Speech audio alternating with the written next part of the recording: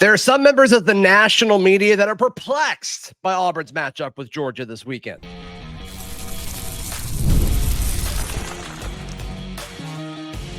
You are Locked On Auburn, your daily podcast on the Auburn Tigers. Part of the Locked On Podcast Network, your team every day. Yes, welcome on into this special bonus edition of Locked On Auburn. I'm your host, Zac Blackerby. Thank you so much for making Locked On Auburn your first listen every single day. Join Spencer McLaughlin, the host of Locked On College Football, to preview Auburn and Georgia.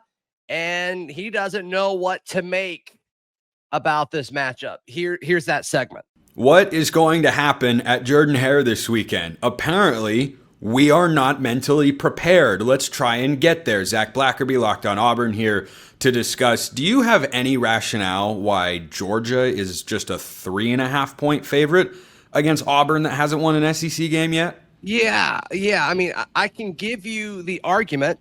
I don't know if I fully believe it, but allow me to give you the argument. Please. Is what Hugh Freeze has said publicly, which I think it's okay if I say this. I don't think the head coach should be saying this, but like, you go on the road to two top 10 opponents, Oklahoma, Texas A&M, and it's close. And it's close with you having like no offensive success whatsoever, no offensive identity. You didn't do anything, but the defense was so good it kept you in it.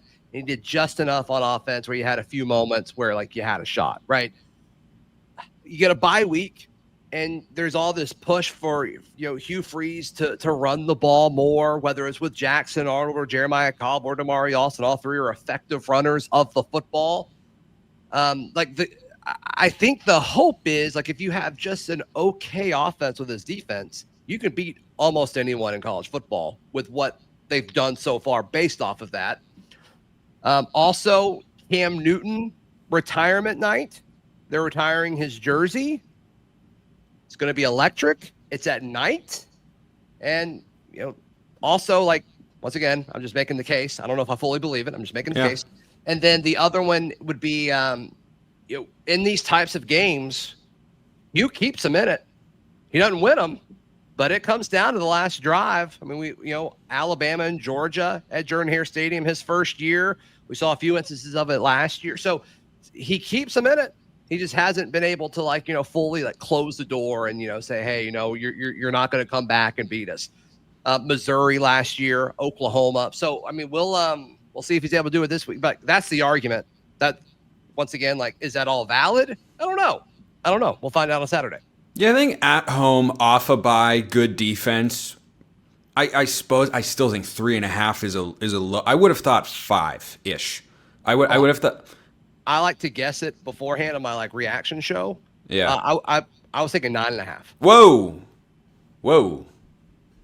That's I was thinking a hair over a touchdown. I was thinking 8.5, 9.5, maybe 7.5. I don't know if I would have gone that high at Auburn. I don't know if I would have gone that high. By the way, this is probably just a me thing, but you said Cam Newton, and then the first 3 letters of your next word were R-E-T, and I thought you were about to pull the wildest NCAA lawsuit for eligibility story and break it right here on Locked On awesome? College. That would have been something. We're expecting Cam Newton to suit up. Yeah.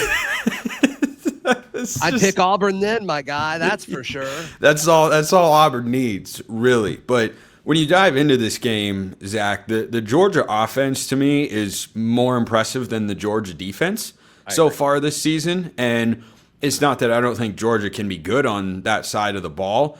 I just watch them each week and feel like, boy, they made a couple mistakes against Alabama that cost them, but they feel like they're just further ahead over there. Do you think there's an opportunity for, and this is a weird thing to say, but Vegas clearly doesn't think it's that wild. At home, off a bye against Georgia, is this an opportunity for the Auburn offense to get into a flow?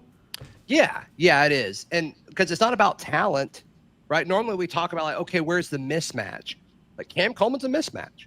Eric Singleton's a mismatch. Malcolm Simmons being the third receiver on the field is a mismatch. You just haven't been able to figure out how to get them all the football evenly and the balance between running and passing. You have the personnel to run the football. So, yes, it could happen. It absolutely could happen. You mentioned the Georgia offense. Gunnar Stockton has not started a game in an environment like this before. How much of the game he went to Tennessee this year. Okay. But that game was early, wasn't it? Yeah, it wasn't a night game. This is a night game, right? Yes. Yeah, so I mean that's different, but I think Jordan-Hare will be louder. That's just my prediction. I will not come on these airwaves and throw shade at Rocky Top. You may do whatever you like. It's you. I'm not throwing shade at Rocky Top. I think Auburn has like an incredible home atmosphere, despite what their team has done on the field. Auburn fans show up, and it's an expensive ticket because of all the Cam Newton stuff. Like they're there. They're there to be excited and root on the Tigers. We continue our conversation with Spencer in just a moment, right here on Locked On Auburn. Today's show brought to you by our friends at Mazda. Mazda crafts cars for those who do more than simply move. Mazda delivers confidence with every ride, with more IIHS top safety pick plus awards than anyone else. From footwork to breathwork, athletes sweat all the details, and Mazda brings the same intention to how they craft every make and model. You can feel the Japanese craftsmanship in every detail, from the metallic accents to available Napa leather upholstery. With all-wheel drive standard in every crossover SUV, you can drive with confidence through almost any season. Like our players, we sweat every detail, because when you make every move count, impossible becomes irrelevant. Mazda, move and be moved. Today's show also brought to you by our friends at Monarch Money. Most people can't name all their financial accounts or even what they're worth, whether it's 401ks, properties, or investments. And when you don't have the full picture, you can end up leaving money on the table. That's why Monarch Money is so important. It's an all-in-one personal finance tool that brings your entire financial life together in one clean, easy-to-use interface on your laptop or your phone. Don't let financial opportunities slip through the cracks. Use code LOCKEDONCollege at monarchmoney.com in your browser for half off your first year. That's 50% off your first year at monarchmoney.com with code LOCKEDONCollege. Okay, so give me two ways that Auburn wins this game. They make it messy, and the Auburn defense does what they're certainly capable of doing, and they make it where the Jackson Arnold and Hugh Freeze, they don't have to score a ton of points. They find a way to win this game 17-14 or something like that. That's one of them. The other is the Georgia offensive line is banged up. They have not started the same group of offensive linemen, I believe, in back-to-back games this year. Auburn's defensive front, I think, is good with Keldrick Falk and Kieron Crawford. Malik Blockton's coming on. I think that's a matchup that favors Auburn. And so making Gunnar Stockton uncomfortable, I think, is something that could happen. How badly does Hugh Freeze need to win this game? That's such a tricky question. Can you add more context to that question? Are you asking the firing question? Are you asking if he's coaching for his job on Saturday? What will the average Auburn fan's mood be if Auburn loses this game 21-17? Another close one. So they're frustrated, right? And they're going to be frustrated when, in that situation, Hugh Freeze would go and say, "We're so close. We're so close." And it's like, you've been saying that since you got here. So in that situation, they would obviously be crushed, frustrated. There's different ways that 21-17 could look, for sure.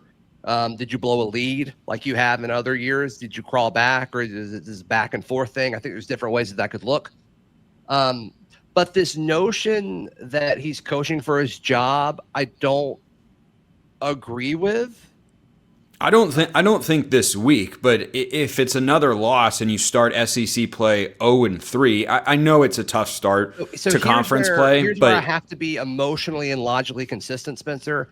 I picked Auburn to go 8-4 this year, and I picked them to lose these 3 games and then to go on a run, because it does get easier. It doesn't get easy, but the path does get easier after this week.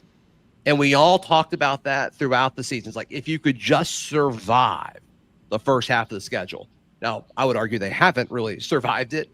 But if you can just, do what you can, because I think like what they did against A&M or Oklahoma, I think it's good enough to beat Missouri at home. I think it's good enough to beat Arkansas in Fayetteville. I think it's good enough to beat Kentucky at home. Vandy, let's see. In Nashville, let's see what that looks like. And then obviously Mercer. So I can't say like, hey, I picked Auburn to go 8-4, and I would be happy with 8-4. But I also picked them to start 0-3 in conference play. I can't say like, oh my goodness, this is ridiculous. Now, one thing I did think though was that the offense would be clicking. Like it looks worse, I think, than just the record. And in year 3, I think it's safe to do that when you haven't won either of your first 2 years, and then you continue losing, and like there's no style to it, there's no personality, there's no belief in the system or proof of concept is this term we'd like to throw out. That's the gap that I have a hard time filling. I just wonder how long can you keep that fight, that drive in the locker room at 0-3? I know it's not a super favorable spot, but in year 3, I don't think it's unreasonable if you're an Auburn fan saying we should have at least one SEC win after these first 3 games. If things are going well, you're 2-0, and if things are going perfectly, obviously you're 3-0 in that spot. I don't think expecting a win. I know that you aren't in that particular camp and you weren't coming into this season. Totally get that. I just don't know if every Auburn fan is going to feel that way, and that they'd be illogical for saying, boy, we should have one right now, because I think you're much better than Arkansas.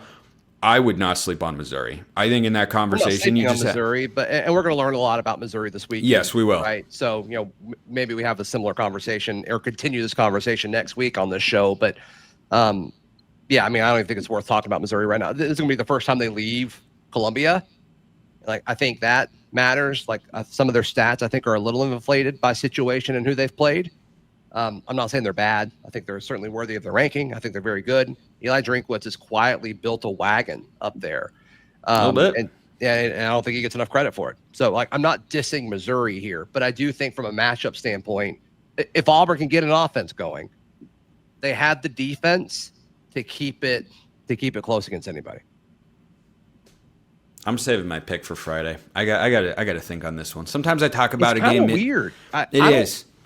Everything in me says pick Georgia, but there's some weird thing inside of me where it's like, I think Auburn can do this.